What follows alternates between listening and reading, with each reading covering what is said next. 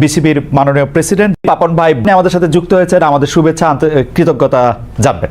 এক হচ্ছে যে আপনার বিসিবির অ্যাকাউন্টে যে টাকা ছিল সে টাকা ট্রান্সফার করা নিয়ে একটি কথা হয়েছে। আপনি ব্যাখ্যা দিয়েছেন যে আপনি এই 250 কোটি টাকা বা 250 কোটি টাকার একটু কম এই টাকা আসলে বোর্ডের সিদ্ধান্তে ট্রান্সফার করা হয়নি। এটি নিয়ে অনেক আলোচনা আছে, আপনি এটি নিয়ে কোনো কিছু বলবেন কিনা? এটিকে আপনি একক কর্তৃত্বে, একক সিদ্ধান্তে, এককভাবেই আসলে ভালো হোক খারাপ হোক আপনি এটি করলেন কিনা? এটা যদি কেউ প্রমাণ করতে পারে তাহলে কিন্তু আমাদের আলোচনাটা অন্যরকম হবে। একটু বড় করে বলতে হবে আসলে। প্রথম কথা হচ্ছে গিয়ে একটা বোর্ডে যখন আমরা কাজ করি সবাই মিলে কিন্তু সিদ্ধান্ত নেই। আমরা যখন এই জুলাই আগস্ট আপরাইজিং এর পরে যখন নতুন দেশ পেলাম তখন কিন্তু আপনি জানেন যে 5 তারিখে 8 তারিখে গভর্নমেন্ট ফর্মের পরে আমি 21 তারিখে দায়িত্বভার গ্রহণ করি। আপনারা জানেন যে আমাদের তখন দেশের অনেকগুলো ব্যাংক রেড জোন, আমরা জানি যে ব্যাংক খালি হয়ে গেছে বিগত গভর্নমেন্টের কাছ থেকে, প্রায় ব্যাংক অনেক ব্যাংকে টাকা নেই। ওই দুশ্চিন্তা থেকে আমরা প্রথম থেকেই জিনিসটা আমার মাথায় এসছে প্রথম, কিন্তু এর মাঝখানে আমাদের আরো ডিরেক্টররা সতর্ক করেছে যে আসলে বাংলাদেশ ব্যাংকের রেটিং এসছে, এখানে টাকা নেই, এখান থেকে সরাতে হবে, দিতে হবে। সেখানে কিন্তু ওই কথাটা টিকে না যে আপনি একক সিদ্ধান্ত হয়েছে। এখানে 2-3 জিনিস খুব ইম্পর্টেন্ট, আপনাদের সবাইকে বুঝতে হবে। প্রথম, আমি চিন্তা করেছি অ্যাজ এ বোর্ড প্রেসিডেন্ট, কেননা সবার দায়ভার আছে আমাদের, কিন্তু প্রথম দায়ভার কিন্তু আপনার কর্তা ব্যক্তি যিনি হেড অফ দ্য অর্গানাইজেশন। সেক্ষেত্রে আমার মাথায় চিন্তাটা এসছে এবং আমার বোর্ডের বিভিন্ন মানুষ থেকে পরামর্শ পেয়েছি আমি। এটা কোনো বোর্ড মিটিংয়ে না, এটা হলে গিয়ে বিভিন্নভাবে যে আমরা যখন ঢুকেছি কি কি করতে পারি। প্রথম মাথায় যেটা এসছে সেটা হচ্ছে আমাদের অন্য বোর্ড ডিরেক্টরদের মতোই আমারও, যে আমাদের প্রথম টাকাটাকে সিকিউর করতে হবে। আমরা জানি বেশ কিছু ব্যাংকে তখন তারল্য সংকটে ভুগছে এবং নাই বললে চলবে।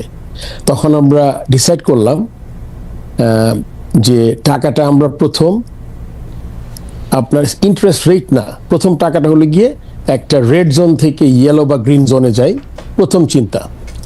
তারপরে চিন্তা আসলো আমার মাথায় যখন দেখলাম ওখানে ইন্টারেস্ট রেটও বেশ কম, 8 থেকে 9, 7.5 আছে, সরকারি ব্যাংকও আছে ওখানে। সো ওই ভয় থেকে আমরা চিন্তা করলাম যে আমাদের ব্যাংকের টাকাগুলো আগে নিয়ে যাই। তারপর আমরা রেটের ব্যাপারে আসলাম যে ইন্টারেস্ট রেট যদি বেশি পাওয়া যায় তাহলে আমাদের বোর্ডের আপনার ইনকাম বাড়বে। থার্ড যেটা চিন্তা করেছি, যেটা আমার আগের যারা বোর্ডে ছিলেন, যদিও আগের বোর্ডের মানে এখন আমি আগের বোর্ড নিয়ে কাজ করছি, 8 জন আগের বোর্ডের আর 15 জন দেশ থেকে চলে গেছেন। তারা যখন যে কাজটা করেছেন তাদের থেকে আমি তখন মনে করেছিলাম যে যদি ইন্টারেস্ট রেটটা বেটার হয়, তারা ব্যাংকে আমরা টাকা রাখবো শুধু ইন্টারেস্ট রেট দেখে না, তাদের থেকে আমাদের ব্যাংকে স্পন্সরশিপ। কারণ আপনি জানেন infrastructure ডেভেলপমেন্টে you need sponsors, which is a very integral part of the board. তখন চিন্তা করলাম তার সাথে স্পন্সরশিপে যোগ করলাম যে আমি যাকে টাকা দিব ইন্টারেস্ট রেট বাড়বে, বেস্ট ইন্টারেস্ট রেটে দিব, তারপর আবার আপনার স্পন্সর নিব।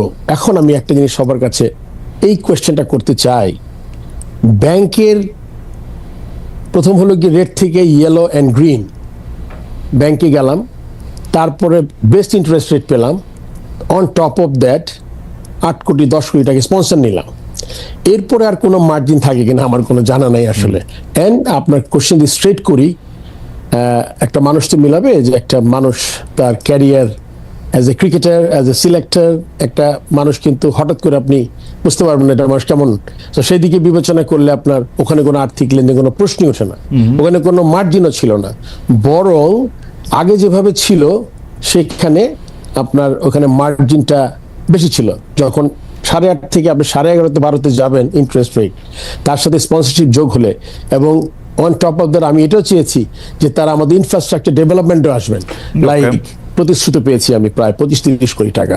সো দিস ইজ এটা মানে in a nutshell that the reason. And সবাই বোর্ডের জানতো, এবং সিগনেটারি আপনি জানেন যে আমি সিগনেটারিটাও আমি নেইনি বোর্ড প্রেসিডেন্ট হওয়ার পরে। এটা একটা কথা আসে যে সিগনেটারি পরে হয়েছে, আসলে প্রথম আমার মিটিং যেদিন আমি প্রেসিডেন্ট হলাম ওই রেজুলেশনে 21 তারিখে আমাদের একজন বোর্ড ডিরেক্টর দেশ থেকে চলে গেছেন, তার জায়গায় আমরা আরেকজনকে ডিরেক্টরকে আমরা সিগনেচার করেছি, যেটা আমার হাতে নেই। তারাই এখনো সব চেক সই করছেন, সবকিছুতে সই করছেন। So, আমি মনে হয় এর চেয়ে বেশি আর কিছু এক্সপ্লেইন করতে পারবো না। না, আপনি এটা চিঠি দিয়েও জানিয়েছেন, কিন্তু আসলে আমরা একটু কনফিউজ হই কখন আমরা দেখেছি যে এখানে সিগনেচার ছিল ফাইন্যান্স কমিটির প্রধান জনাব ফাহিম সিনার, আমি যদি ভুল না হয়ে থাকে, এবং পরিচালক মাহবুবুল্লাহ নামের।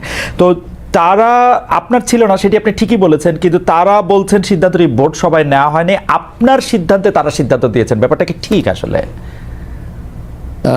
এরকম করে বোর্ড সভায় যে নিতে হবে জিনিসটা আসলে এরকম না।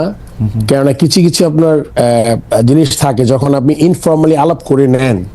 এখন যখন অনেক কনসার্ন, যখন ওই বোর্ড সভা 1 মাস 2 মাস পরে হবে, তারপর আপনি সিদ্ধান্ত নেবেন, তখন ব্যাংকে যখন আপনি টাকা আনতে যাবেন সিদ্ধান্তের পরে কোনো টাকা থাকবে না। সো ওই সময়টা ছিল না, কিন্তু ইনফর্মালি প্রতিটা বোর্ড ডিরেক্টর জানতেন। এখন তারা যদি কিছু বলে থাকেন এটার বাইরে অন্য কিছু, এটাতে আসলে আমার কোনো কমেন্ট করার কিছু নাই। বাট এবং এই কনসার্নটা তাদেরও ছিল যে হ্যাঁ, it is a very good idea, I think we should go to better banks with green and yellow জোনে ফ্রম রেড জোন ব্যাংকস। এই ব্যাপারে আপনার কাছ থেকে একটু জানতে চাই যে অক্টোবরে ইলেকশন আছে বিসিবির, সেই ইলেকশনের সময় এই যে ডিরেক্টর, মানে আপনি আগেই বলেছেন যে গত বোর্ডের ডিরেক্টরদের নিয়ে আপনি কাজ করতেছেন, তো এই ইলেকশনের সামনে রেখে কি একটা গ্রুপ আরেকটা গ্রুপ ঘরের ভিতরে নানা ধরনের মশারি এরকম তৈরি হইতেছে কিনা ফারুক ভাই? বা আপনিও আসলে যেহেতু, মানে আমরা জানি, যদ্দূর জানি আর কি, আপনি নিজেও আসলে এই ইলেকশনে প্রতিদ্বন্দ্বিতা করবেন হয়তো, তো সেইটা একটা প্রভাব বিস্তার করতেছে কিনা গ্রুপ? আসলে মহিউদ্দিন, আপনি যদি দেখেন এই বোর্ডটা কি, এই বোর্ডটা হলো গিয়ে এখানে মাত্র আউট অফ 25 ডিরেক্টরস, আমি অ্যাজ এ বোর্ড প্রেসিডেন্ট, আমার সাথে নাজমুল আবিদিন ফাহিম বলে একজন আছেন, যারা সিলেক্টেড হয়েছেন এনএসসি থেকে। এছাড়া কিন্তু এটা কিন্তু আগের বোর্ডই, কিন্তু এখানে একটা জিনিস উল্লেখ করাটা খুব প্রয়োজন। আগের বোর্ড মিনিং যে বোর্ডটা 3 বছর আগে হয়েছে, সেই বোর্ডের সব সদস্য, সব এমপ্লয়ি, আমার 160-এর মতো এমপ্লয়ি আছে, 200 ওভারঅল বোধ 200 কত এমপ্লয়ি আছে, এরা সব আগের বোর্ডের। নতুন আমি যখন ঢুকেছি, আমাদের এখানে আসলে এই আচরণবিধি, চাকরি বিধি, এইচআর পলিসি খুব স্ট্রং না। যেভাবে আগে রিক্রুটমেন্ট হতো, সেই রিক্রুটমেন্টে আমি যে বোর্ডে ঢুকে খুব মানুষ নিতে পেরেছি এটাও না। কোনো নতুন মানুষ খুব বেশি হাতে গোনা 3 থেকে 4 জন 8 মাসে হয়তোবা অ্যাপয়েন্টমেন্ট পেয়েছে। সো বোর্ড যদি আপনার পুরোটা আগেরই হয়, আমি এটা পাশে রাখছি যে সে কি, আপনি জানেন তো, আগে বোর্ড মানে যারা চলে গেছেন তাদের সাথে যারা কাজ করেছে, যারা দেশ ত্যাগ করেননি, সো তাদের সাথে কিন্তু আমি কাজ করছি। আপনি যদি বলেন যে গ্রুপ, আমি কিন্তু একটা গ্রুপ, মানে ইনফ্যাক্ট আমার সাথে আরেকজন আছেন, আমাদের 2 জন কিন্তু নতুন, আর the whole set up is the same. আমি কারো চাকরি নেইনি, কেউ টার্মিনেট হয়নি, 1টা বা 2টা ছেলেকে সাসপেন্ড একটা নোটিশ করেছি, খুব সম্ভবত একটা ছেলেকে টার্মিনেশনের একটা নোটিশ করা হয়েছে। এটাতে একটা পিরিয়ড থাকে 3-4 মাসের।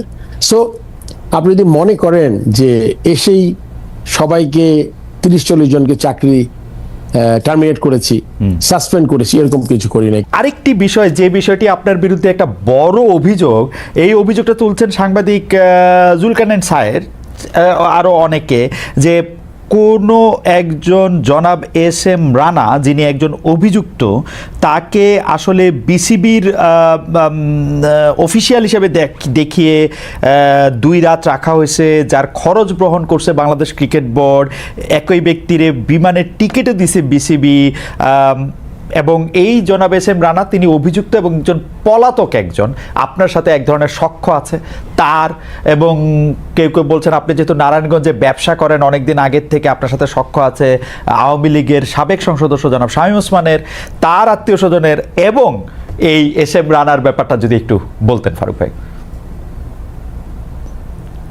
আসলে খালেদ, এস এম রানার ব্যাপারটা বলতে হবে এভাবে, আপনি একটু আগে উল্লেখ করেছেন নারায়ণগঞ্জের। জি, আমি নারায়ণগঞ্জে, আপনি জানেন যে আমার বাবার ব্যবসা সব নারায়ণগঞ্জে। আমার বাবা পাটের ব্যবসা করতো। এই এস এম রানা ছেলেটা আসলে তার শীতলক্ষা বলে একটা ক্লাব আছে, সে নারায়ণগঞ্জ ডিএস এর সদস্য ছিল, সে নারায়ণগঞ্জ ক্লাবের ভাইস প্রেসিডেন্ট ছিল। আমার বাবা যেহেতু পাটের ব্যবসা করতেন, আমাদের শীতলক্ষাতে বেশ কিছু জমি ছিল, যখন গোডাউন ছিল পাটের। শীতলক্ষা থেকে এই রানা শীতলক্ষা পরিচয় হয়ে সে আমার জমিটা বেচা কেনাতে হেল্প করেছে তখন। So, Okay. আপনি এটা হলো একটা, তার সাথে আমার পরিচয়ের কথা বললাম, এবং ডে বাই ডে ও টিম চালাতো, নিজে ক্রিকেটার ছিল, এভাবে পরিচয়। এখন শামীম ওসমানের সাথে নারায়ণগঞ্জের এমপি ছিলেন সে, তার সাথে আমি ফর্মার ক্যাপ্টেন, চিফ সিলেক্টর, আমি নারায়ণগঞ্জ ক্লাবের মেম্বার, তার সাথে যে আমার কখনো দেখা হয়নি এটা বললে তো ভুল কথা হবে, আমি তাকে দেখেছি। কিন্তু আপনার সখ্যতা, তার সাথে সম্পর্ক, এগুলো কখনোই ছিল না।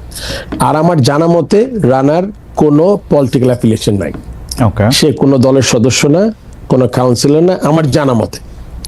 তারপর আপনি বলেছেন আমার সাথে সে গেছে। এখন আমি আপনাকে যে কথা এইভাবে বলি, রানা কিন্তু আমার সাথে আরেকটা জায়গায় গেছে, সে সিলেটে গেছে বিপিএল এ। ওই ছবি কিছু হয়তো আপনি দেখতে পেয়েছেন বা সংবাদ মাধ্যমে আমি ঢাকায় দেখেছি। সিলেটে কিন্তু তার কোনো বিল নেই।